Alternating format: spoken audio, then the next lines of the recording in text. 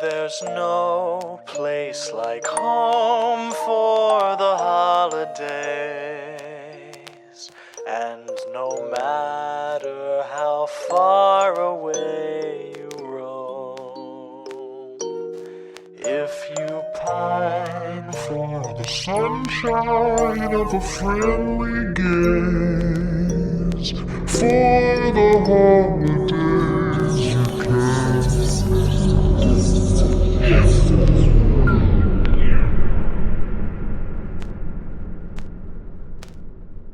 Welcome back to Horror for the Holidays, a Christmas horror movie podcast. I'm Jay Logsden. And I'm Joe Sears. And here we are, cramped up back in the studio, not getting to hang out poolside at the resort. Well, some fat guy came by the pool and said it's Christmas in July. Yeah, so that means it's our podcast's third birthday or whatever. Pretty coming close, up yeah. here soon. So I guess we gotta do a Christmas horror movie. Yes, I guess we could stop the party for a week. You know, so we flew back. Boy, are my arms tired. Some of us took the bus, Jay, because we can't afford multiple plane tickets. And then had to get ready for P2, but don't worry, we'll be back poolside next week. Thank God. But in the meantime, Jeff, let's talk about a very 2000s movie. The most 2000s movie. As I was thinking about it, especially like the gore effects, I'm like, I mean, the gore effects looked good. Like the gore looked pretty good in this movie. It was very 2000s. Yes, there's a reason for that too. Let's talk about P2. Let's Deck the Halls. Released November 9th, 2007. Right, good date, good solid date. Pretty close, yeah. Maybe a couple weeks later, Yeah, maybe have say. it around like Thanksgiving, but I like to see him around Thanksgiving, but I can't be mad. It's after Halloween, yeah, so. I bet once again better than Terrifier 3 coming out in October when it's a Christmas movie. So I mean, I get it. They wanted to make more money. Yeah. You make more money with horror and Halloween. no, but exactly. Yeah, it would have been cool if they had dropped it at Christmas time. Yeah, but written and directed by Frank Calhoun, who did the 2012 remake of Maniac with Elijah Wood, Indeed. one of Jeff's favorite guys. Yeah, And the 2023 movie Night of the Hunted, which I've been meaning to watch for a while. Do you know about Night of the Hunted? I do not. I would say it's kind of a little bit of this, but also a little bit of the movie Phone Booth. Oh, okay. A girl and her husband, fiance, something pull up to a gas station, and someone on like a billboard that kind of like overlooks it across the interstate has a high-powered sniper rifle and starts like picking off people one by one. Interesting. Yeah, I saw the trailers. I'm like, this looks awesome. I've heard it kind of takes maybe a weird turn at the end, which has me, which is why I haven't watched it yet. But like, I thought it looked really kind of cool.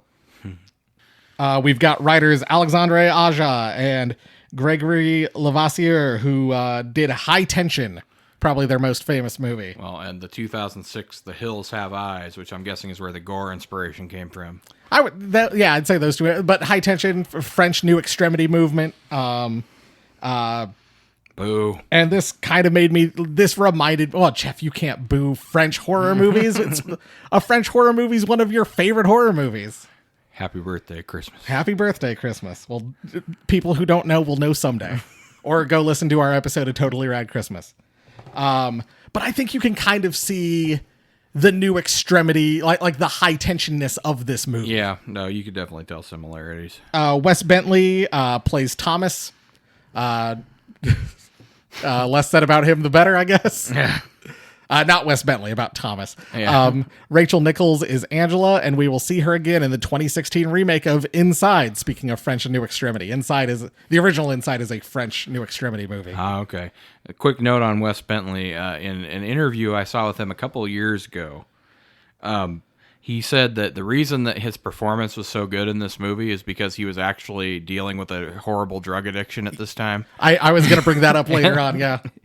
So, I mean, that makes sense. That's the thing. A lot of people made fun of his performance, and I'm like, he seems like a crazy person. Yes, no. And like, I don't like, I could get laughing at his performance, but not thinking his performance is funny, more just thinking it's like wild. I mean, don't get me wrong. There are things to make fun of in this movie, but I wouldn't say his performance is one of them. Exactly. Grace Lynn Kung is Woman in Elevator. and is Claire in The Cult of Chucky, which is a decent Chucky movie. Not my favorite, but certainly not. Honestly, it might be my least favorite. Which still isn't bad. Every Chucky movie is pretty good. Much like every leprechaun.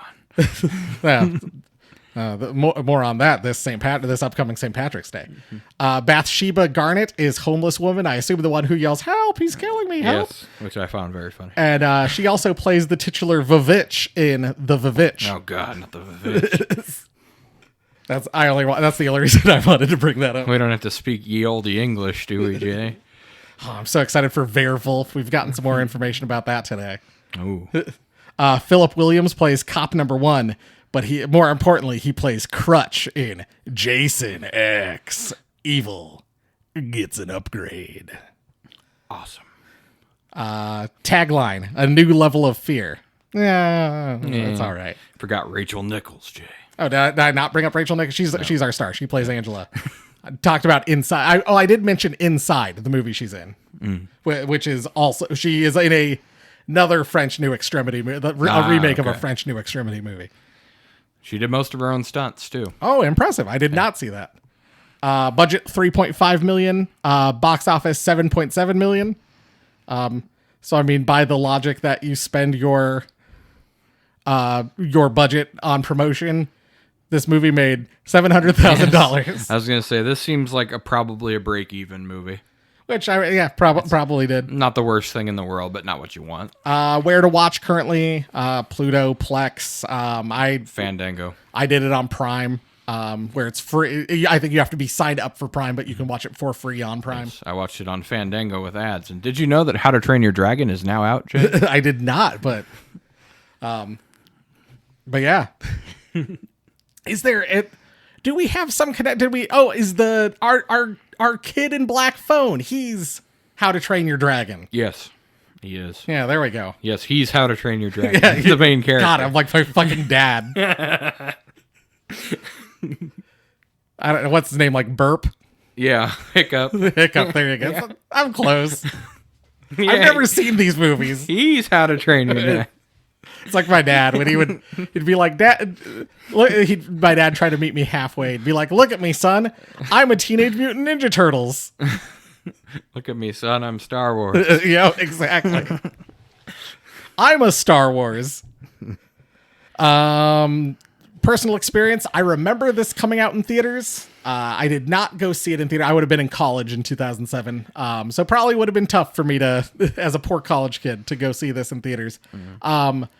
I did see it eventually, and I've watched it a handful of times. This was probably my 4th or 5th rewatch of this movie. Oh, okay. How about you, Jeff? I almost bought it once at Half Price Books, but I ended up putting it back for something else. Well, that's fair. But I liked the cover of the DVD. It grabbed my attention. Anything else to add? It was shot entirely at night in a real parking garage in Canada. Boo, Canada. What, like 2 months of... Because it was a real parking garage, like it was 2 months of principal photography. Everybody involved in it said it was like brutal because it was cold. Because they filmed in the winter, it was cold and damp, and obviously there's no climate control in a parking garage. And then you're having to base. That's the thing. It's a real functioning parking garage. So every night at the end, like probably for about 2 hours, you cut off at the end to pack everything up, and then you have to get there 2 hours early to start putting everything out. So like you add 4 hours to either end of filming, that gives you even fewer hours to work with. They used real ice, and it was really freezing. And Rachel Nichols mentioned in an interview that it was the coldest she's ever felt was doing the elevator stunt with the water. I could imagine. And walking down the street at the end, but we'll get to that. Also, almost all the stunts were done practically, including the car crash and the dog attack. Okay. Both real. Hopefully not stabbing the dog in the head. Yeah. Oh, yeah. For people with dog issues, the dog does die in this movie. Just FYI. So they used, in the movie, the only thing that CGI'd about the dog attack is they turned it into a Rottweiler. In real life, it was a German Shepherd. Okay. All right. Well, you ready to do our synopsis? Indeed. We get Eartha Kitt Santa Baby playing. Doot, doot, doot. God, Doot, doot, doot, doot, doot, doot. It's a great opening. As we get shots of, we get our opening credits over shots of a parking garage. It slowly starts to zoom in on the back of a BMW. And then we see like the lock get busted out and a woman shoots up out of the trunk and like screams title card P2. Although we will see we will see P2 multiple times over the course of the movie, just to remind you that it's P2. They also almost called it Level P2, and then they decided to just make it P2. Man, that would have been a worse movie. That would have been a much worse title. P2 is actually a pretty solid title. Yeah. Also, did you know that one time Pierce hooked up with Eartha Kitt in an airplane bathroom? I've heard that. Yeah. For the community heads out there. Angela is on the phone looking out her upper floor office window at New York City. Her friend Jody stops in to wish her a Merry Christmas. And then she continues working into the night. Turns out it's Christmas Eve. You better get home. Your parents will be worried about you. This woman looks 40. Jim swings by Angela's office and apologizes for something he did at the Christmas party. Oh, gee, I wonder what that could be.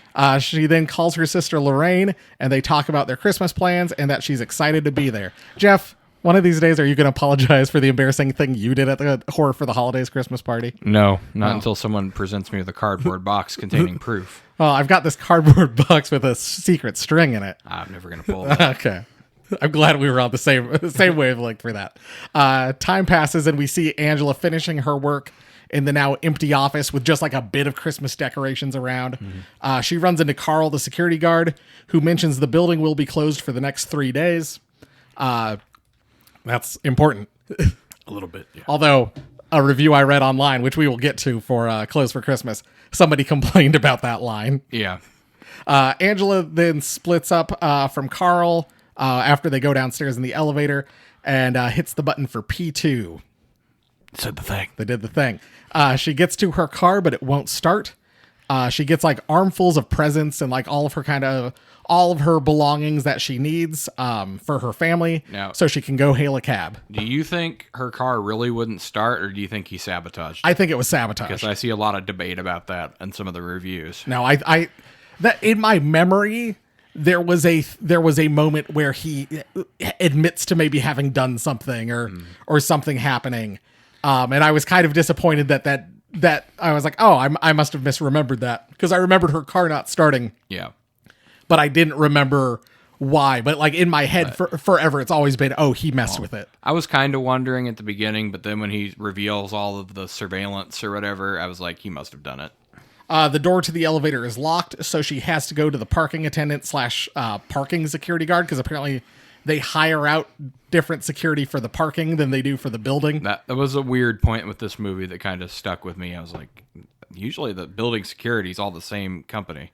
But I guess, no, it is weird. But like, I guess I've had weird things where like to do something with parking has been different than doing something with the building I'm in. Yeah. So I don't know. Yeah, it is strange. And so we are introduced to Thomas, who offers to charge her battery for. He's constantly like, oh, it's probably the battery. You probably just left your headlights on. It gets dark down here. And she's like, no, I didn't. And he's like, it's probably the battery. You should go check it out. First sign you know something is wrong with him is he totally talks past everything she says and he's just doing his own thing. He takes her to the after the battery doesn't work. Crazy. He takes her to the elevator and mentions she could join him for dinner. And then when she's weirded out by it, he goes, oh, just kidding. Oh. And they part ways. Angela goes back up to the main floor, but Carl is missing. She calls a cab, calls her sister, lets her know what's going on, and then waits. And then the camera slowly pans out and turns to black and white, and we see that she's being watched through a security camera. That's the thing too. If the security guard for the parking garage is a different guy than the security guard for the main floor, the guy for the parking garage shouldn't have camera access to the rest of the building. And my thing was, there's no badge protection on these doors, so you should be able to get out. You just wouldn't be able to get back in. No, I thought that was so strange. Also very weird. And she only tries one set of doors. There are multiple doors she could have tried. Well, my biggest thing was, okay, so at this point, Charlie goes missing. It's like these guys have to check in every so often when you're the only guy there or whatever. So then someone would have come looking for him or something, like after because he didn't check in. Yeah. Eventually the cab arrives, but Angela can't get to it through the front doors. Like I said, she only tries one set. There's multiple doors she could have tried. She goes back down to the parking garage and asks Thomas for help.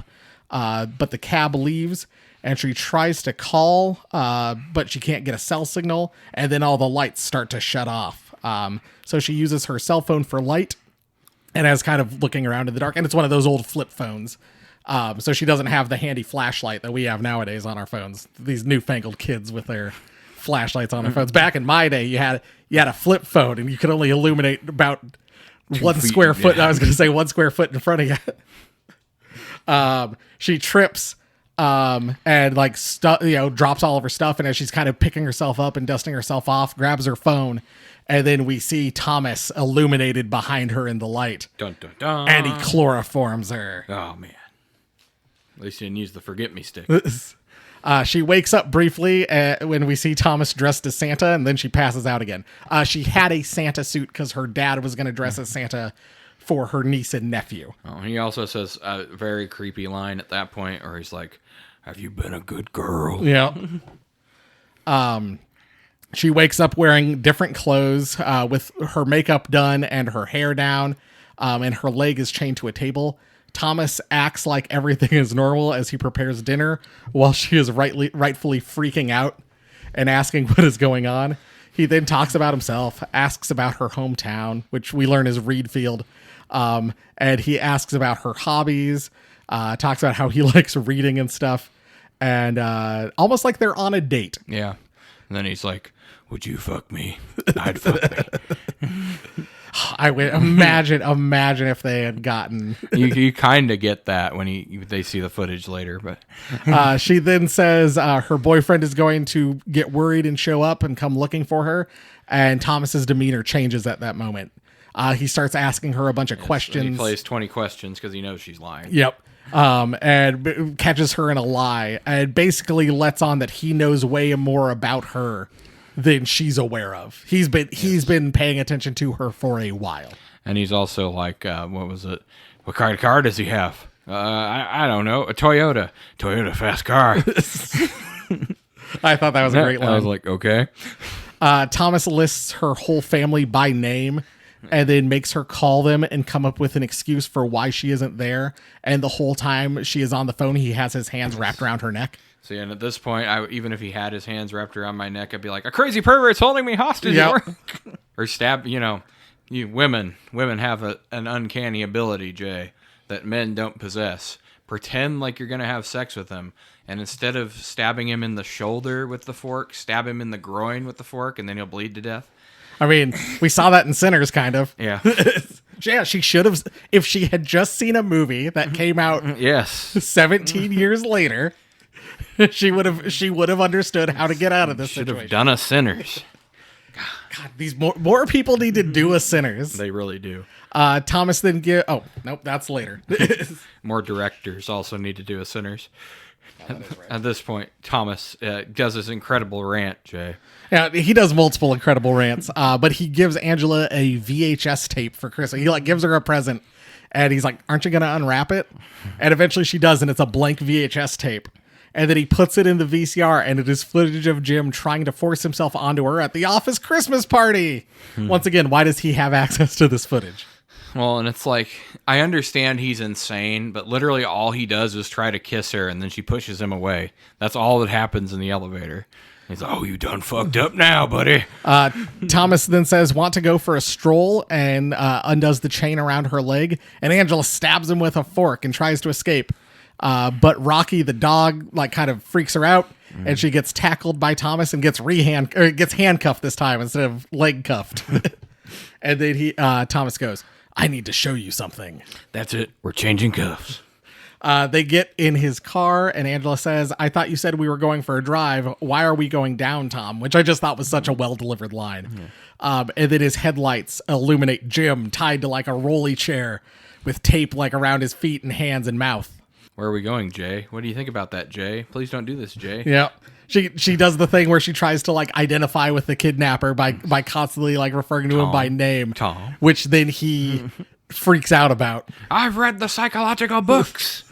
Thomas wants her to beat him with a mag light, And she kind of doesn't want to, basically, what he did wasn't that bad. Like, you need to let him go. This is kidnapping, blah, blah, blah. And then she finally agrees to do it. And Thomas goes, no, you're a good person. Yeah. And then he steps out. No, it's literally like he has like a moment of realization where he's like, no, wait a minute. I'm the piece of shit who needs to beat this guy. Thomas gets out, taunts Jim for a bit, and is about to hit him, but Angela begs him to stop. And then Thomas just starts wailing on him and says, way to ruin Christmas, asshole. Thomas gets back in the car and starts to leave, but is confused why Angela is defending Jim. Do you like being touched? Did you fuck him to get a promotion? Thomas then says, you're right. We shouldn't leave him here. And he puts the car in gear and starts to drive forward, pushing the wheelie chair along with him. Yeah. And then he pushes him up against a wall and then basically drives backwards and forwards, crashing into him, crushing him in between the wall and his car. And I like the whole time that this scene is going on, there's Jingle Bells playing. I thought that was a nice little... Absolutely brutal. Yep, you see like his guts spilling out. You see fucking blood everywhere. It looks great. The only thing that would have been better is if Blue Christmas. Angela, still handcuffed, is able to escape as Thomas is busy like driving forward and backward. And on the security camera, we see Thomas not really bothered by her escaping, and instead starts cleaning up Jim's body. Well, I mean, because where's she gonna go? No, exactly. She makes her way to Thomas's office and avoids Rocky by climbing on top of a desk and grabs her phone and his key cards. Angela is able to get a signal on her phone if she sticks it out through the garage and dials 911. But then she drops the phone and then she's trying to get it and rips her fingernail out, which is, like I said, very, very 2000s horror movie. You go watch a fingernail get ripped out. Oof. Her call goes through and she hopes someone on the other end can hear her, but we're unclear if they do or not. Angela is able to make it to the elevator using the key cards. But when she gets inside the elevator without the access key, she can't get up to the main floor of the building, which once again, if the parking garage and the elevators are run by different security companies, why does that guy have access to the main level? Yes. Or if they're the same security company, that makes even less sense. You're right. How this is happening. But you also forgot about the crazy old homeless lady. Oh yeah, as she's screaming for help, she's like, "Help! Yeah, help me! He's trying to kill me!" And then the crazy homeless lady's like, "Help! He's trying to kill me!" Like mockingly. I thought it was hilarious. It's very funny. She can't go up to the lobby to escape from Thomas, so she has to go down, and then she stops the elevator in between like floors 2 and 3, and she kind of thinks she's safe. And she presses the security call button to try to get help. And who should answer but Thomas doing an offensive Indian accent? Which I knew it was him immediately, but that was also funny. But no, what I thought of in the elevator was, okay, most elevators have a button you can push to sound a fire alarm. I'm like, maybe she should have pushed that. Right. Yeah, no, that's what I would. Jeff, do you want a story about a young me? Okay. I was probably like 3, maybe 4. So back in the 60s. My parents, we were staying at a hotel, and I got out of I was in the elevator, and I pressed the red button that caused the elevator to stop and the fire alarm to go off. Oh boy. Classic. Yep. That has J-Loxton energy. Yep. Angela huddles in the corner of the elevator, and then we hear Thomas opening the doors above her. And we see him lower a fire hose onto the roof of the elevator. And then he turns it on and starts flooding the elevator. The roof collapses, and Carl's body falls in. I'm like, well, now at least we know this must be a ThyssenKrupp elevator, Jay, because an Otis would never be able to withstand that water pressure. Angela reactivates the elevator, and the water, her and Carl's dead body all rush out. It's a good scene. I like it. Thomas then plays Elvis singing Blue Christmas through the PA speaker system. Blue Christmas. And watches Angela on the cameras.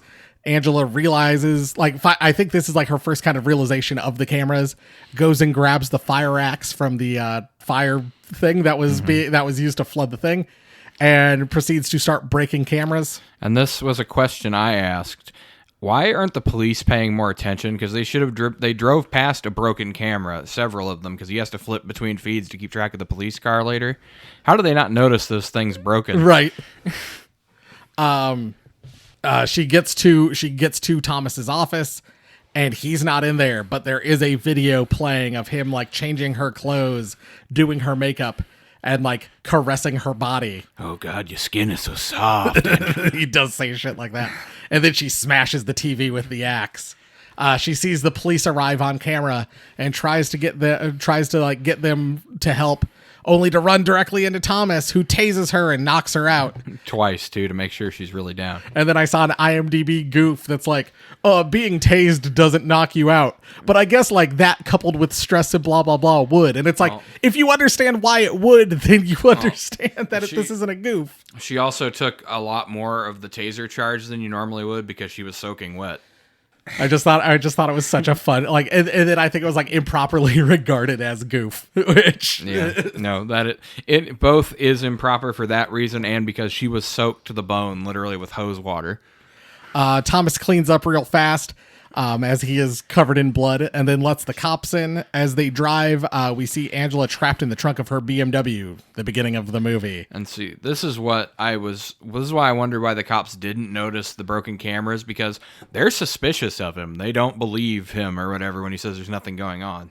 They're like, yeah, well, we're going to check it out anyway. Well, I think the first time too, I thought like, I was really hoping we would either get one of the cops coming back, like, I don't trust that guy, or something, and then maybe one of them gets axed or whatever.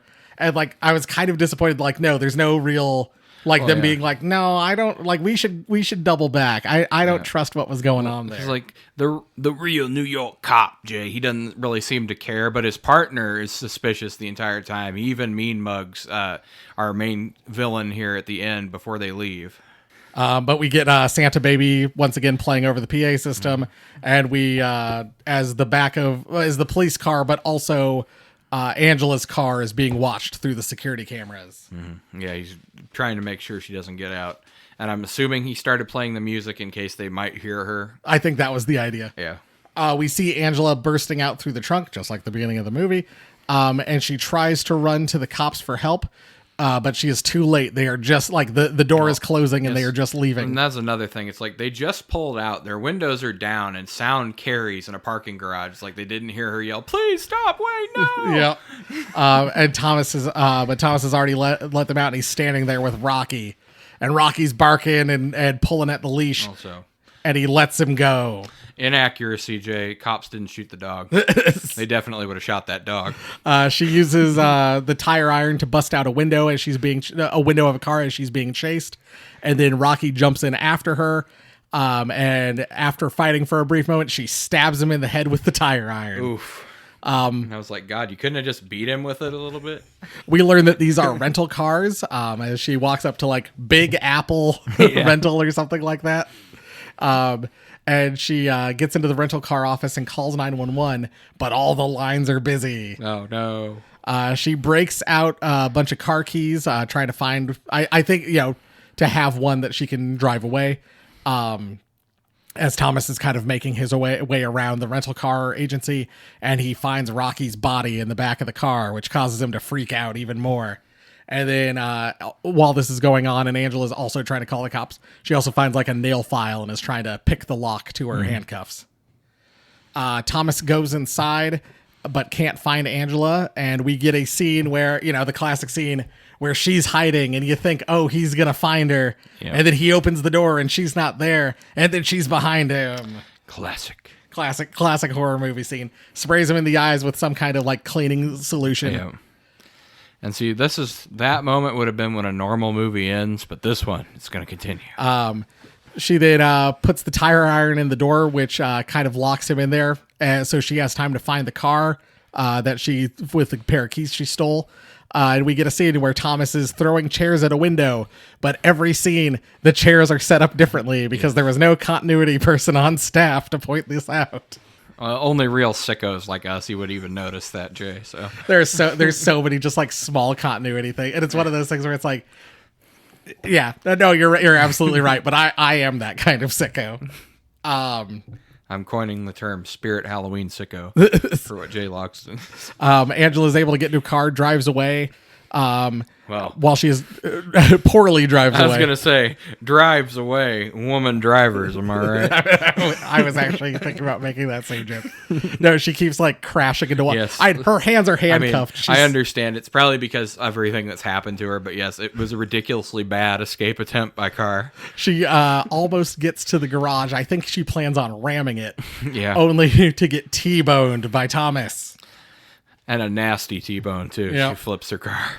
Oh, I think she makes sure to put her seatbelt on at one point, like just to make sure. Very 2000s.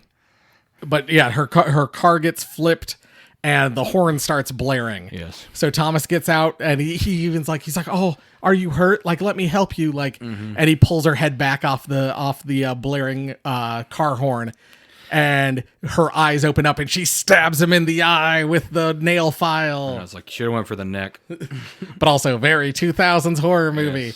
Yes. She then gets out and starts strangling him with the handcuffs that she's still in. And when he passes out, she undoes her handcuffs and then handcuffs him to the car, and she starts to walk away. We also see the car is spilling gasoline out. Yep. At this point, I think she's planning on just leaving, calling the cops, and having him get arrested. And he decides to start taunting her. Yep. I mean, I get that he's crazy, but you would think that little bit of self-preservation instinct he clearly still has would have kicked in and made him shut up in this moment. But he's like, why can't we spend Christmas together? And then as she keeps walking away, he screams, "Can't you hear me, you stupid fucking cunt?" And Angela, hearing that, turns around. And earlier on, she had picked up the taser, and she looks at the gasoline on the ground and uses the taser to spark the gasoline. Merry fucking Christmas, Yep. Thomas. Yeah. And then as Thomas gets burned alive, Angela then uses the keys to escape the garage and limps out onto the street as snow falls on Christmas morning. And we see emergency vehicles heading towards her as we fade to black. Blue Christmas then plays over the credits, and we get random snapshots of like Thomas goofing around. Very 2000s. End of movie. And yes, and this was when I immediately knew that it was not shot in New York City because the street was empty. Yep. All right, Jeff, anything else you want to bring up before we dive on into our categories? Just that Thomas's unhinged performance was definitely the highlight of this movie. No, I agree. Like it's Black Phone, we were kind of talking about like the different personalities. He wildly vacillates between like kind of calm good guy in quotes, and then switches to like just the most insane like person. Well, it's a realistic, to me, crazy person. Yes, absolutely. Because they don't act crazy all the time. No, exactly. But I agree. I think it's an excellent performance. Did you know, Jay, that crazy people don't actually act like the Joker all the time? I find that hard to believe. Everything, all media I've consumed is the Joker. Why so serious? It's me, Clancy Brown. Oh no, that's Superman. Never mind. Great Lex Luthor. Greatest Lex Luthor. I mean, yes. Definitely the highlight of my childhood. All right, anyway. What category do you want to do? You know what? Let's talk about how Christmassy this is. All right, Christmas spirit. How Christmassy is the movie? How Christmassy are the kills? Well, it's pretty Christmassy overall because the only reason he's able to get away with it is because it is Christmas. Yep, gonna be shut for 3 days. Yeah. No one's gonna be at the office. Because otherwise something like this would never work. Also, I love, it felt very realistic. It felt very like working in an office where like there's some Christmas decorations like on a cubicle. Maybe there's some Christmas cookies like left over on a tray. And then, she goes down, you don't really see Christmas stuff. She gets out to the lobby. There's like a big Christmas tree in the lobby. And then when she goes down into the parking garage, it's not Christmas lights everywhere, but Thomas decorated his office with Christmas lights. There's a Christmas tree in the rental stop, and then whoever mans the parking booth on a normal day, there's Christmas lights kind of around there. No, originally I was going to be like, it's not that Christmassy, but I'm like, no, it's pretty much what the level of Christmas you would expect from like a corporate Christmas. Like, yeah, it feels, even if it's not the most Christmassy, it feels very real life. Yes, it definitely reminds me of our old job. We used to work together, how they would decorate for Christmas. Yes, absolutely. The kills, I mean, we only get, 4 kills to speak of, and one of them happens off screen. Well, I mean, I wouldn't say the kills are super Christmassy, but I mean, we do get her wielding an axe, so I mean, that's kind of Christmassy. Yep. Although, man, I was hoping someone would get hit with that axe. I was too. I was really hoping either she would hit him with it or he would take it away from her and like chop her leg off or something like that. Oh, I said to my wife, I was like, if they had made a new like a French version of this, if this had gotten the Inside treatment or the like Ills versus Strangers treatment, where it was, where it was a French New Extremity horror movie, then got it kind of an American remake. The French movie, like, we got some kind of goopy, gory effects, like a handful, but I'm like, she would have gotten like her fingers chopped off or something, or he would have like axed her in the leg. Like, we would have gotten, like, it would have been a lot more brutal than what we got. And I'm like, that's sad because these guys are from that school, but then we don't get enough of that. Yeah. I mean, I think they were definitely trying to tone it down for a more mainstream American audience. Yep, no, absolutely. Yeah, I mean, well, Jay, only real sickos like us are interested in the French movies. So. Right. Let's do, how about Christmas carols? Favorite quotes? Okay. I've only got 2. I just wanted to be friends, Jay. I just wanted to be your friend. Come back here. Listen to me, you stupid fucking cunt. Very crazy, man. I like it. So when they're going down the elevator, they run into a couple that's leaving. So apparently these are both office buildings and maybe apartments. And this guy Doug goes, come on, your parents can't stand me. And his wife goes, you're wrong, Doug. They love you. And it just, just a great line. And then my other Thomas is, cheers. Okay, I'll make a toast. Here's to good friends and hometowns and Reedfield, wherever that is. Yep. That's a good one. Those are my 2. Thomas, when he's dressing her for dinner and he starts grabbing her boobs and moving his hand around, he's like, oh, Angela, Your skin's so your soft. skin's so soft. Look at you. You're beautiful. Should we do lipstick? I think we should. Just the creepiest shit. Yeah. Like, reminded me of the Buffalo Bill Yeah, thing. no, real Buffalo Bill. Yeah. Once again, should have gotten Ted Levine. I mean, Wes Bentley does a great job. Yeah. Imagine if they had gotten Ted Levine. Oh, and then, of course, why'd you have to go and do that? He's just an animal. As if he didn't send his dog to rip her throat out. Right. No, I loved that line. Again, very crazy man behavior. I don't have any other quotes. What was my last one? Oh, when her coworker's apologizing for hitting on her, he's like, I just want you to know that I'm really, really sorry. She's like, it's fine. Like, this happens to her all the time. Right. Which, I mean, her in that office, I can imagine it probably does happen to her. Yeah, I you and I don't know what it's like to be a woman in the business world, but based off of what we hear, yes. Let's be honest, Jay. We don't know what it's like to be attractive in the business world. That's fair too. All right, Christmas wrapping, sets, costumes, etc. Things you want to shout out like that.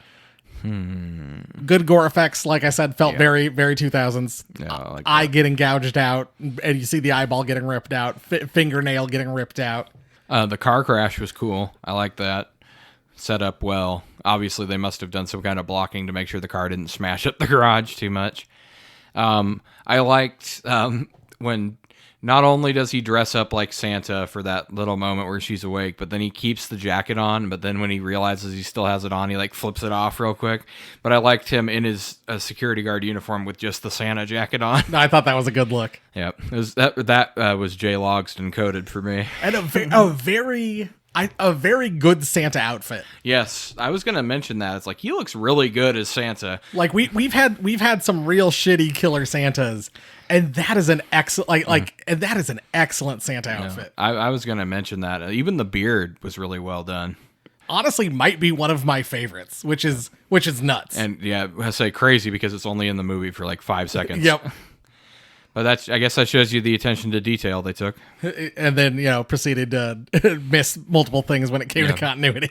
But they got the Santa suit right, Jay. Speaking of continuity, broken bulb, brilliant bulb, one thing you want to fix, one thing you want to praise. The thing I would fix, get somebody to point out all of these fucking continuity errors. It's okay if it's one, especially like I'm willing to forgive the blood, like the blood on her face moves around, like, Yeah. you know, the things like that. But like for her to be wearing shoes and then not wearing shoes and then wearing shoes again is kind of a weird choice, like a weird thing to miss. For the chairs, when he's throwing the chairs against the window, like for them to basically be put back in place every single time he's throwing the chairs at the window. I'm like, what is going on here? I'm guessing maybe they had some problems with the window maybe breaking too soon or something like that. But that's the only thing I could think of. Yeah, that was my big one. Like I either get a better continuity person or get a continuity person. I'm guessing it's probably get a continuity person. My biggest thing was we needed to add in some explanations to head off some of these questions, I think, about why is this... Explain the security situation a little bit, because it's really confusing as to what's going on. And give like some kind of distraction or something so that the cops don't drive down there and go past like all the broken security cameras and like the flooded area, because he's like, oh yeah, there's a busted water main down there, but then they see it and they're suspicious, but they never actually go to check it out. And I was wondering, it's like, did he have time to get rid of Charlie's body? Because I don't think they ever showed him getting rid of it. He goes up and talks to it, but then doesn't do anything with it afterwards. Like, was he still laying there on the floor by that waterlogged elevator? Which then they just don't even go and look at. Yeah. And it's like, it was kind of weird, but something to explain that away. Like maybe have the cops not get down there and explain the security guard situation and why no one came to check in on Charlie after he was radio silent for hours. I would have had some line when she's in the elevator and like, you know, and she says something like, you know, are the parking garages still open this late or something? And it's like, well, you know, we don't, we're not the same company or something like that. Or, but yeah, I heard they're working or even like some line where he's like, yeah, but you know, man, that guy, Tom, he gives me the creeps or something, just some line. Or like an easy way to explain it would be have Charlie be like, oh man, you know, Christmas Eve and all, we're short staffed, so it's just me tonight. Or something like that, because it's like it doesn't make sense that he's the only guard for a building that big. No, or why no one checked on him. That's the thing. I think like normally, like we had the building we looked at, we worked in. I think there were always two people. Well, that's how security companies generally operate. Is there's always at least two people. Because we worked overnights. Well, yeah, especially if you're going to be in an office building overnight, there's always security, and usually they're in pairs because you don't want something to happen to one guy and have nobody else there to help him. No, exactly. Yeah, and that would have prevented this problem, possibly. Well, brilliant bulb, Jeff, the thing you want to praise? Angela's soft skin. Oh, it's so soft. Oh, God. Let me get a squeeze. Honk, honk. Awooga. No, I wanted to praise Tom's performance. I thought it really carried the movie.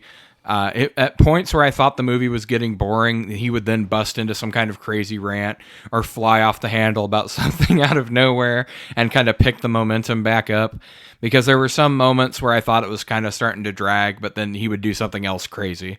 Like I thought it was kind of dragging when they were doing the let's go for a walk thing, let's go for a stroll.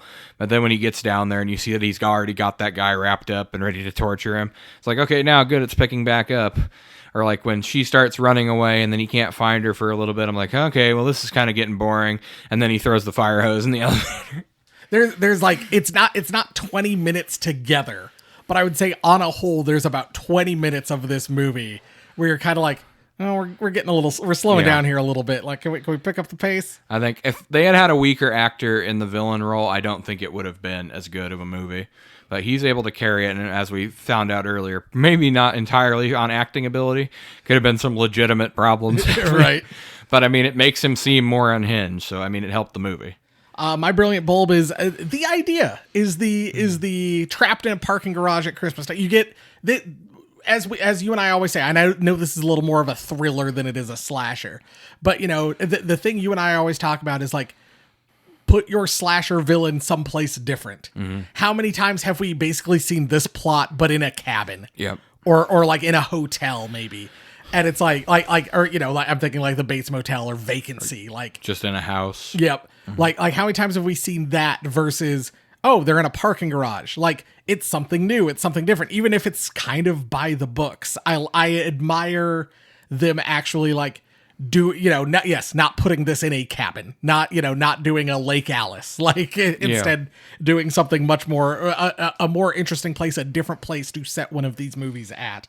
No, I agree. And I've seen people kind of lampoon the idea, like, oh, trying to make parking garages scary, like Jaws made, going in the water scary. And it's like, but then those same people will be like, there's no new ideas in Hollywood. Well, you just made fun of a new idea. Like, well, and I mean, let's be honest here. Parking garages aren't scary for most people. I would say most people who are men aren't really scared of parking garages. But I've heard from many women that parking garages are creepy because you're isolated. Yep. And you're in the dark by yourself. And usually there's men walking around. I was up in Minneapolis. There's like a large parking garage that's kind of connected to the Skywalk and connected to like, I think like where the Minnesota Timberwolves play, the Target Center, and I think maybe connected to the baseball field and stuff like that. It's all kind of this one like long stretch.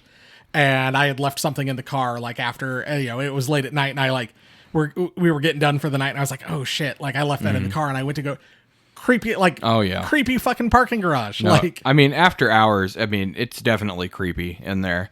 But it's like, I get, because like even my wife has told me before, she's like, I don't feel safe in parking garages at night, especially if I'm by myself. And it's like, no, I could totally get that. Yep. Because I mean, you see it all the time. I mean, if you watch any kind of true crime or listen to true crime podcasts or anything like that, one of the top 3 locations people get grabbed is in parking garages. yep, exactly. You got cars that are large vans that, you just walk by or, And no one thinks it's out of the ordinary for a car to be parked in a parking garage. yep. But yeah, no, I like it. Just it blows my mind. Like I said, the people who say there's no new ideas in Hollywood, but here was a new idea, and they were like, trying to make parking garages scary. Like, shut the fuck up. Well, timely reference, Jay. It's almost like if you try to take a character in a new direction in a movie that's opposite to the direction he was going in, and you have a bunch of people cry about it. A bunch of Snyder Bros cry about it. Yeah, you guessed the one. All right, well let's move on to our final ratings. Every episode of Horror for the Holidays, when it's a Christmas horror movie, we rate our movie on one of 3 categories. Is it ho ho ho hilarious? Is it seasonally scary? Or is it you will be sorry? Jeff? I ultimately settled on ho ho ho hilarious. It's got a lot of funny moments in it, especially like I said. 2 of the highlights are Tom when he's saying, how could you have done that? He was just an animal, after he sicked the dog and tried to kill her, and the old homeless lady mocking her about being killed. And it's an overall fun time. You're going to have fun with the crazy dynamic. You're going to have fun with the hide and seek aspect. I mean, like we said, good performance from the lead, good performance from the villain. The effects are good, and you're going to have fun with the gore. Like, and it's like Jay said, it's something you haven't seen a million times before, and it's interesting. Even if you don't think it's like the best movie ever, I certainly wouldn't say it's bad. I would at least watch it once and see what you think. I did seasonally scary. While not perfect, I do love this movie. I love the feel of it. I love the setting. Like I said, I think it's such a fun, unique idea. It's something different. Like, once again, how many times have we seen slasher, home invasion, kidnapping in a house? Only 1 million. And I think it's just so different. And as I always, I want, put Jason in a mall at Christmas time, or the strangers in a mall at Christmas. Let me see this. This is what I want. Put Jason and a Predator in the mall. Do that too. If Predator Company, I don't know, Hulu. Yeah, Jason, something. Whoever owns Jason now, get on this. New Line Cinema, maybe, I don't know.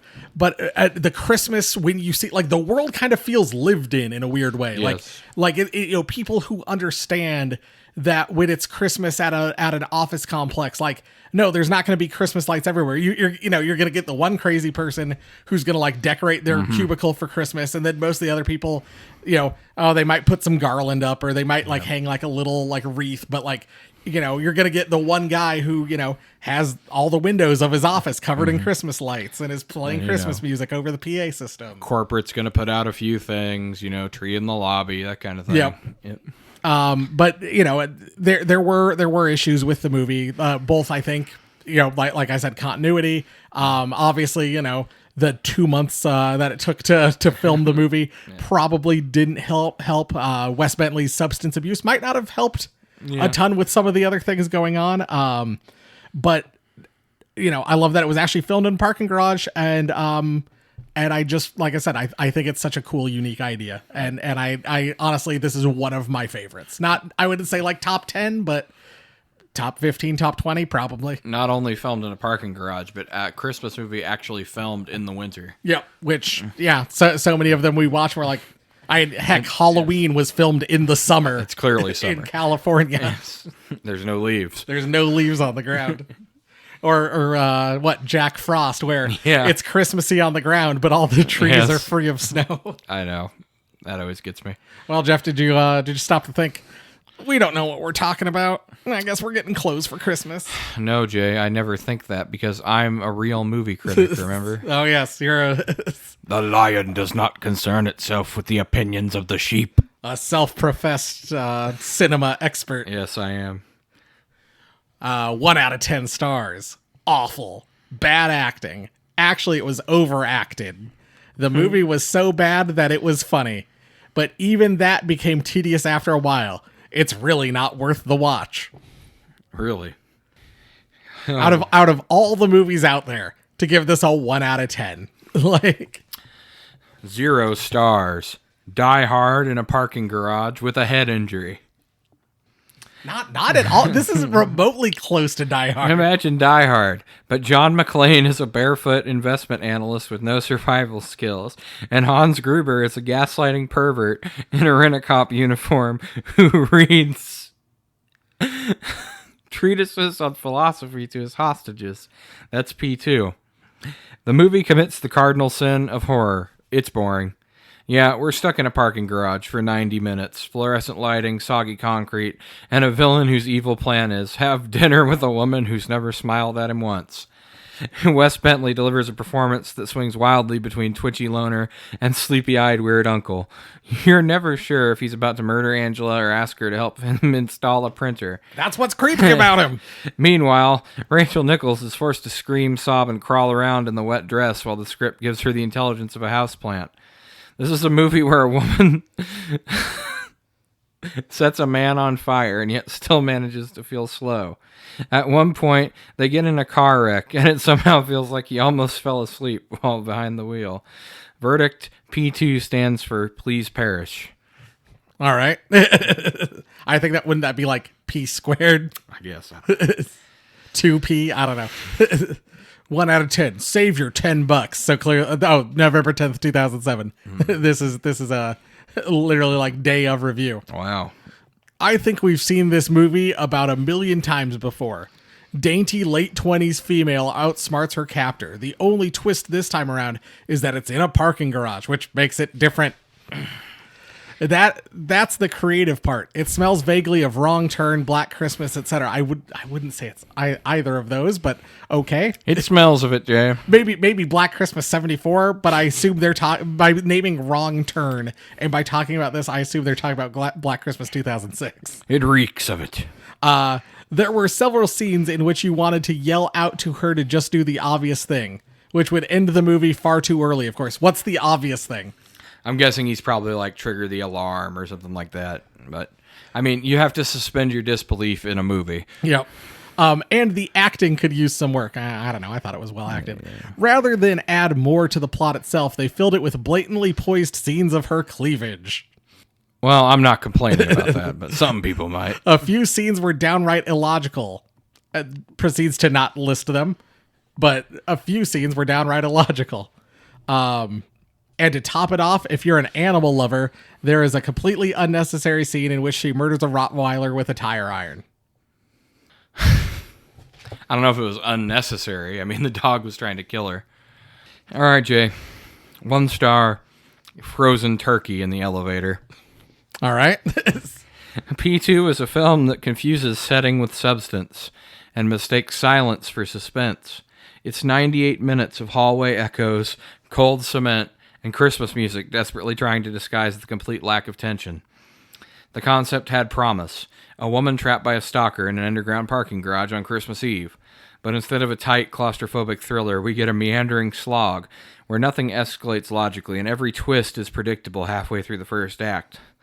Wes Bentley, once compelling in American Beauty, is here reduced to a hollow husk of menace, never intimidating enough to sell the threat, never charismatic enough to be interesting. And Rachel Nichols, while game for the physical demands, is given a character written with the depth of an old voicemail. The film tries to compensate for its lack of ideas with cruelty. There's a dog mauling scene and a drawn-out murder by SUV, none of which is earned, none of it means anything. There's no catharsis, just exploitation dressed up in a fake holiday dread. This is not survival horror, it's cinematic limbo. Nah, I think that person's smarter than me. I've got nothing to say to come back to that. I don't know. I have something to say to that. Get a life. A few comments. This was 1 out of 10. One commenter said that the security guard calls the actress by her real name Rachel rather than her character name Angela. All I can say is that the version I saw, the guard calls her Angela, not Rachel. Maybe they corrected it later with redubbing. Anyways, I was looking forward to seeing this thriller and was totally disappointed. I swear some of the dialogue was lifted from another film. Which one? Can you name it? Can you name it? No. Wes Bentley and the director's concept of causing scares is to yell, "Less is more, guys. See Javier Bardem in No Country for Old Men. Less is more." I mean, but these are different movies. They say in the film that the building is going to be locked up for 3 days. The film takes place in one night. So why the 3-day reference? To tell you that her hopes of someone coming to her rescue are non-existent. That's why the 3-day reference. Was it to make us think it was going to last 3 days? No, it wasn't. It's because if they didn't say that, then people would be like, well, why didn't you just find somewhere to hide and wait till the next day? Right, exactly. My opinion, bad writing. Having worked security for Countrywide and Sony, even on the holidays, there is security. Right, and he killed the one security guard. Yep. And which I agree, they should have explained why there was only one security Yes. guard, but it's not like that big of a plot hole. There is always someone working, even on Christmas, especially in IT. Basically, a yawn from beginning to end. Watch the original Die Hard. Was this the same guy who wrote your review? Nope. You'll have a much better time now, Matt. You'll have a much better time now, matter how many times you have seen it. Now, matter how many times you have seen it. I think it's because they both take place in an office building. At Christmas time. That's the connection, yeah. But I mean, yeah, I would not say this is remotely close to a Die Hard. These are two completely different movies. Yeah. No, her goal is to escape. John McClane's goal is to fight back. Yep. And to say, ho, ho, ho, I have a machine gun, Yes, indeed. etc., so on and so forth. I'm Hans Gruber, and I'm Gruben. Is that your last one? That's my last one. All right, here's my final one. 0 stars if I could. Silent Night, Stupid Night. I've seen better horror in dentist waiting rooms. P2 is the cinematic equivalent of being stuck in an elevator with a guy who smells like Axe and thinks women owe him conversations. He's the kind of guy you might find hanging outside a Spirit Halloween telling you which decorations are the coolest. No comment. The film is pure stalker Oh, no. fantasy. Sorry, I got a comment. I would be inside the Spirit Halloween. I work there. I've been I searched the term in reviews, Spirit Halloween, so I can try to find them now. This film is pure stalker fantasy, dressed up in glossy lighting and a sad attempt at suspense. The villain's motive? A woman didn't smile at him enough. That's it. That's the plot. The heroine, quote unquote, spends most of the film crawling, crying, or freezing. Her big moment of victory is throwing a rock at a door and yelling. She doesn't grow, she doesn't change, and worst of all... When did she throw a rock at a door? I think she does throw something at the door when he's locked inside that room and she's running away. I don't think it was a rock, though. She doesn't grow, she doesn't change, and worst of all, the film treats her like a prop in the sick little revenge porn holiday card. Wes Bentley's performance is a disaster. Flat, creepy, and weirdly sleepy. Every line sounds like he's ordering soup at a diner. And when he finally snaps, you don't feel fear, you feel secondhand embarrassment. Everything here feels like a first draft. The scares are non-existent, the tension is non-existent, the entertainment is unfortunately non-existent. If it wasn't for Rachel Nichols' ample cleavage, there would be no reason at all to recommend this movie. If you enjoy parking garages, misogyny, and dogs being bludgeoned, congratulations, you're the target audience. Well, shit. I guess I enjoy all those things. I don't, but Well, you are a guy who stands outside of Spirit Halloween, Jace. once again, inside. Inside, I I work there. Minor details. I'm paid to be there. They pay me. But you would definitely recommend the coolest decoration. Yeah. Also, I would do it for free. I think that's what I do think that's one of the reasons I got hired. Is because I was there a lot, regardless. This guy stands around. Why not hire him? Yeah.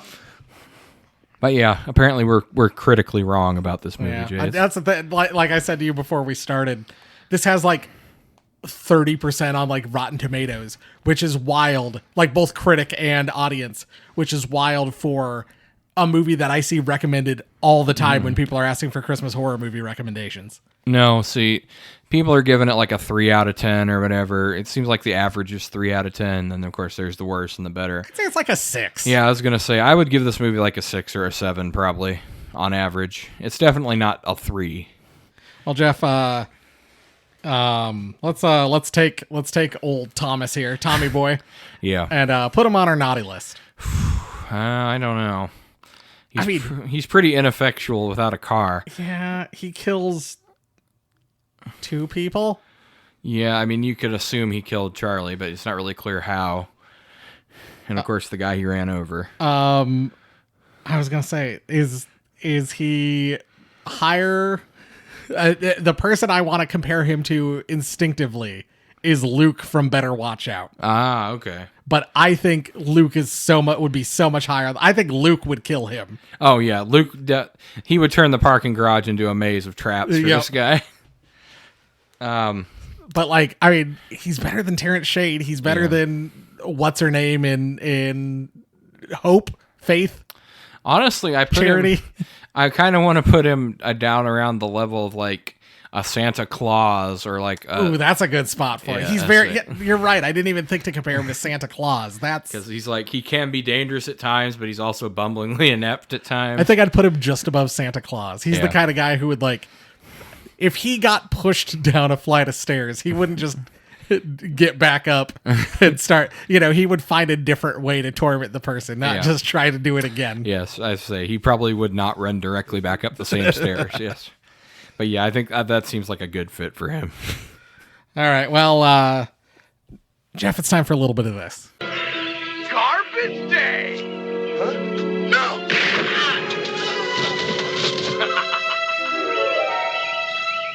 Well, Jeff, as you know, it's as we said, it's our 3rd birthday Is it? of the podcast. Is it really? And as we do every year on our birthday, let's talk about the year in review.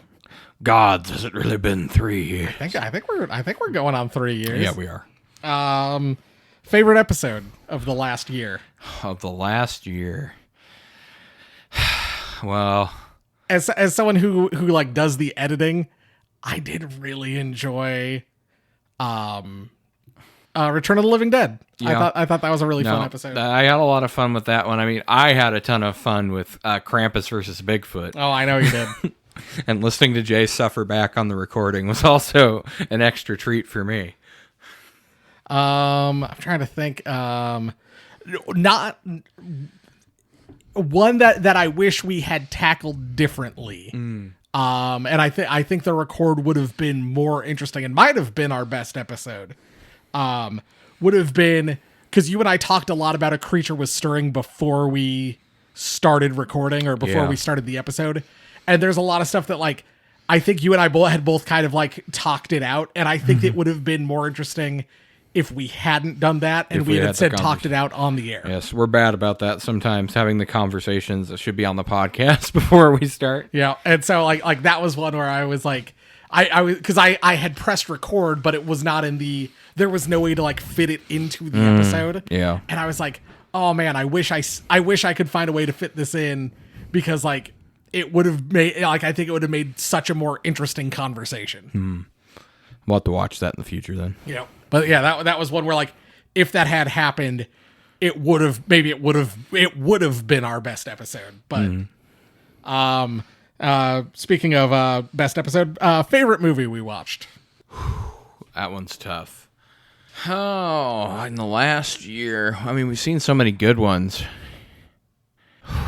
You know, I'm gonna have to scroll back. Yeah, real quick. I that's what I was doing. I don't know. We got Maniac Cop 3. We got the greatest chase scene in cinema history. I mean, last Spooktacular, we had Halloween 3. Yep, the greatest Halloween movie. I always love that one. We also had WNUF 2. Yes.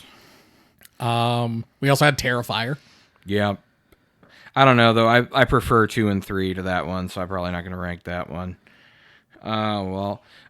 We did Trick or Treat. I mean, that's got to be up there. No, Trick or Treat was 2 years ago. Was it? Yeah. I thought it was the last Spooktacular. No, we did Halloween 3, Terrifier, Pumpkinhead 2, Blood Wings, even though he doesn't fly. He does have blood. Third Saturday in October 5, and WNUF 2. That was a fun episode to listen back to, too. It was Pumpkinhead 2. Thanksgiving was one we did this year. A movie I know you and I both liked. Yeah, that was a good one. Mother Krampus 2 Sleigh Ride was. Ooh, okay, yeah, that's a good one. Was Jack Frost 2 in the last year? I am looking. Better Watch Out was in the last year, and can't forget old boy Simon Phillips. Yeah, that's true. The Nights Before Christmas technically falls this year. Jack Frost 2 was our second birthday episode, so I don't know how. I guess technically you count. I won't count it though. If you're talking about entertainment value, Peter Rottentail. Now that was a good one for entertainment's sake, and listening to Jay suffer. Once again, my after being subjected to the BC-14 cinematic universe, I apologize to the Polonia brothers. Brother now, I believe one of them passed away. R.I.P. Yeah. I mean, Silent Bite is a good one. Oh, Silent Bite was good too. My favorite of the year, although, like I said, Maniac Cop 3 does have the greatest chase scene in cinema history. My favorite of the year was Christmas Bloody Christmas, but that is one of my top 5 favorite Christmas horror movies. Probably like top 2. I'll say I'm still trying to decide. One of my favorite stocking stuffers from the last year was Big Boys with Long Legs. Talking about Long Legs, yeah. A movie we both loved so much. Southern Ghost Stories, that one was good too. You know, if I had to pick the one, see, that's the thing is, like, there's ones that I enjoyed, but they're not good movies. It's like the best movie. Yeah, you know what? I think I have to go with Halloween 3. I enjoyed rewatching that and discussing that one. Well, you can figure out what you kind of were talking about. Surprise of the year. Either that surprise could be good, surprise could be bad. What movie were you most surprised by? Krampus versus Bigfoot. That's going to be the one for me. I was definitely surprised by the low quality of that movie. It's certainly booting it up. It was not what I was expecting. If you had told me that's what it was, I don't think I would have believed you until I saw it for myself. It was insane. That's the thing. That surprise is almost harder because, like, some of these I just didn't know what to expect. Mother Krampus 2 was great. Like, I still think about how much fun you and I had with Mother Krampus 2. We have two of our boys, Simon Phillips, patron saint of the podcast. We have both The Nights Before Christmas and Silent Bite, both great, both excellent movies. I think you and I were both. I mean, I don't know if surprised. You and I expect a certain level of quality from Mr. Simon Phillips, and we got it. That's very true. WNUF 2, but also we had already seen WNUF. We liked that. We knew what was to be expected. There was one other one where I was like, I found myself. I mean, Peter Rottentail also surprised me with how bad it was. That's fair. On the good side, because those were both bad surprises. On the good side of surprise, Maniac Cop 3 surprised me with how good it was. That was the other one I think I was going to shout out with. But I think I would go Maniac Cop 3 Oh, A Cadaver Christmas. That might be the surprise. Yeah, that was a good one. I wasn't expecting much. I would say either A Cadaver Christmas or Mother Krampus 2 were kind of my surprise. Like especially Mother Krampus 2, because I was kind of like, it's a fucking sequel to Mother Krampus. That movie fucking sucked. And then for it to be as good and as fun as it was. What the? Did you just badmouth Frou Peaches in my presence, Jay? But then, also A Cadaver, like to be as low budget as A Cadaver Christmas was, and for it to be as fun as it was, like, no, that movie ruled. Yeah, good surprise, Maniac Cop 3. Bad surprise, Krampus versus Bigfoot. Then worst movie. Worst. Well, I mean, there's movies that are really, really bad, but then there's movies that I had trouble staying awake through. So I'm trying to kind of balance that out, because like I was wide awake through Bigfoot versus Krampus, even though it was terrible. I'm pretty sure I admitted I fell asleep twice during One Hell of a Christmas. Yeah, that's one of the ones that popped into my mind. I was like, I did not enjoy that movie. Well, what else did we do? I mean, Pumpkinhead 2 was also a slog to get through. That's the thing. I wanted Pumpkinhead to grow wings. You call it Pumpkinhead Blood Wings. I want my Pumpkinhead to be able to fly now. And he can't fly now. He can't at all. I really do think. It has to be one. For me, I think it had to be One Hell of a Christmas. Maybe Christmas Blood. I think that was also. Christmas Blood was also really bad. It was just so weird. I still think about that one where I'm like, were we just missing part of the lore? We just? You know what? I have my pick. It might be controversial, but Lake Alice. Oh, Lake Alice was bad. That was hard for me to get through. I had to pause and come back like 3 or 4 times to finish that movie. That might also be one where I maybe said I fell asleep briefly or something. I mean, it would be completely understandable if you did. I mean, I was at work watching this, and so that tells you how boring things already were, and it couldn't even hold my attention then. It was more boring than work. Yes. Any other categories? Anything else you want to shout out from the last year? Did you have a favorite item we tried on our Garbage Day segment? That's a good one. Because earlier today, we're slowly sliding into spooky season, as people know. I was trying to think, what all did we eat last year? And I couldn't remember like a ton of the stuff, but just because I was more thinking about it. Pumpkin pie Oreos, those were good. Pumpkin pie Oreos. The Sky Bar. Oh yeah, I still think about the Sky Bar all the time. Yeah, no, you're right. That was a good one. I still think about that weird whiskey we did. Oh, the pumpkin pie moonshine. Yes, that was it.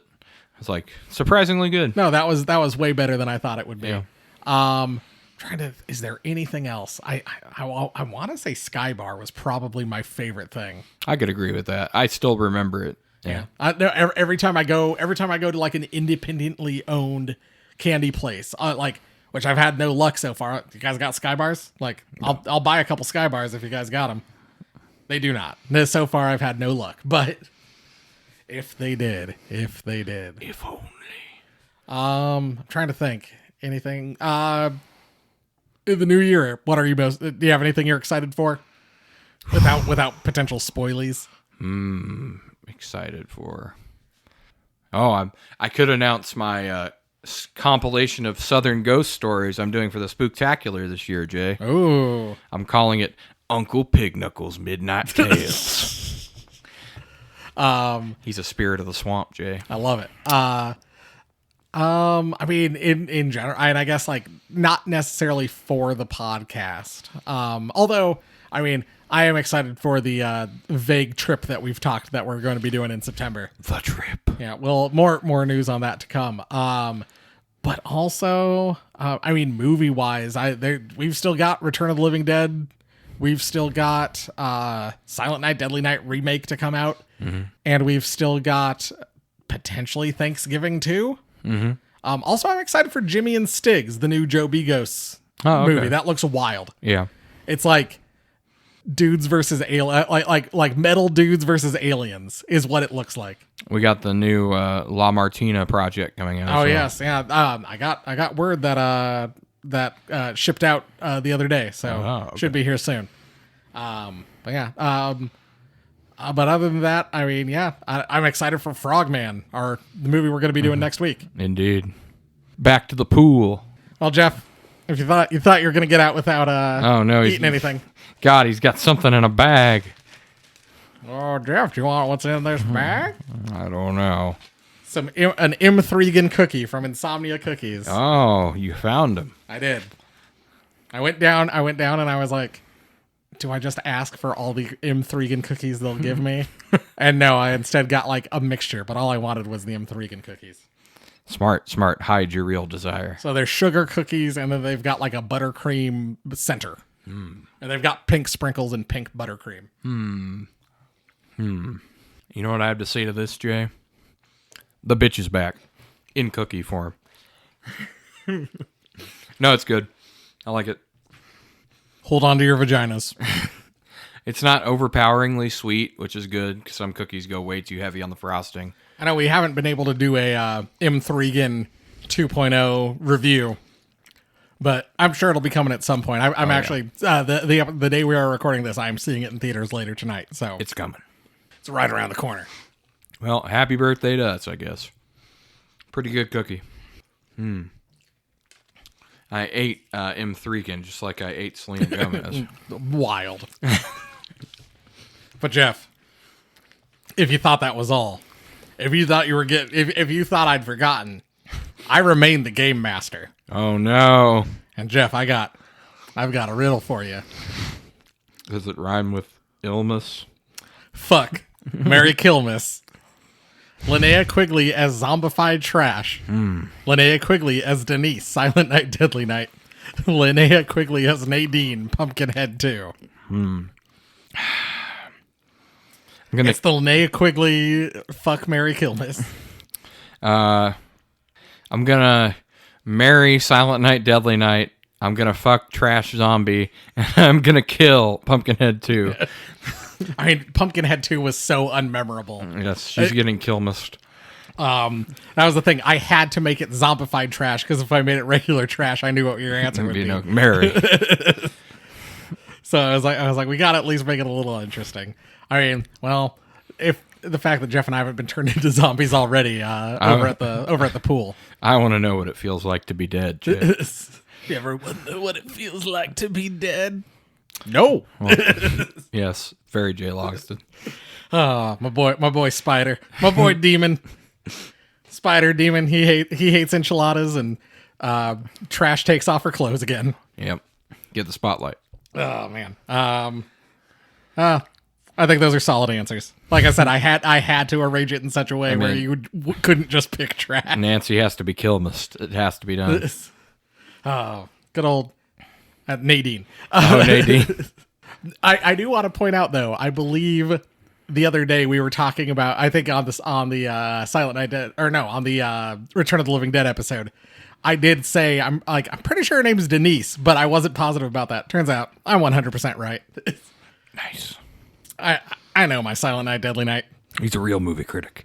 Yeah, take that, certified movie critics. Anyway, if you want to get in touch with us, be a part of our Garbage Day segment, talk about Fat Boy Summer, send us an email, horrorfortheholidays@gmail.com. Get in touch with us on social media. We're all the places. We are at Horror4Holidays. That is Horror, the number 4 Holidays. Horror4Holidays. YouTube.com/horror for the holidays. Check us out. Hit the thumbs up. Hit the subscribe bell. Leave us comments. Just, you know the drill. Go to all the podcatchers. Upvote us. 5-star reviews. Say 0 stars if I could, so we know you're a real sicko. The real sickos. Leave a 5-star review that says 0 stars if I could. And I'm sure we'll see all the perverts back at the pool next week. Yep. As we're getting ready to head back to poolside so we can talk about Frogman. No, hold on a second, Jay. No, I am not buying an extra ticket. There's got to be an open extra seat. But no, we're once again, we're proud to be part of the Christmas Podcast Network. Still not sure they're proud to have us, although it sounds like they might enjoy our company on occasion. A little bit, maybe. Yep. But yeah, check them out. Holidays After Dark. As always, Totally Rad Christmas, Jerry D. There's all sorts of great stuff out there. We should call Jerry D, Jay, and tell him how soft Angela's skin is. I'll include that on the email because Totally Rad Christmas listeners will know that there's more 80s horror movies that haven't Christmas horror movies that haven't been talked about, and there's a special one that we might make an appearance on here shortly. God, not that one. Oh, I'm so excited, Jeff. You're dreading it. I'm so excited. Here, we'll throw in a reference for all the real perverts and sickos out there. Mystical boinging. Yeah, if you know, you know. Is there anything else? Tell a friend. I think best way to spread the word about the podcast. All those things we do at the end of the podcast. Yeah. You know the shit. If you listen to this crap, you know what we do. You know it. Everybody knows it at this point. Anyway, we'll see you back next week. Talk about one of the best found footage movies of 2024. Maybe the best found footage movie of 2024. I don't know. Late Night with the Devil was also 2024. Frogman. Frogman. So excited. So hopping mad. They're the Loveland Frogs. Might include an appearance by Alex Jones. I don't know. We are talking about one of his favorite animals. Frogs. They're turning the frogs man. Anyway, thanks They for are. listening. Goodbye. Goodbye.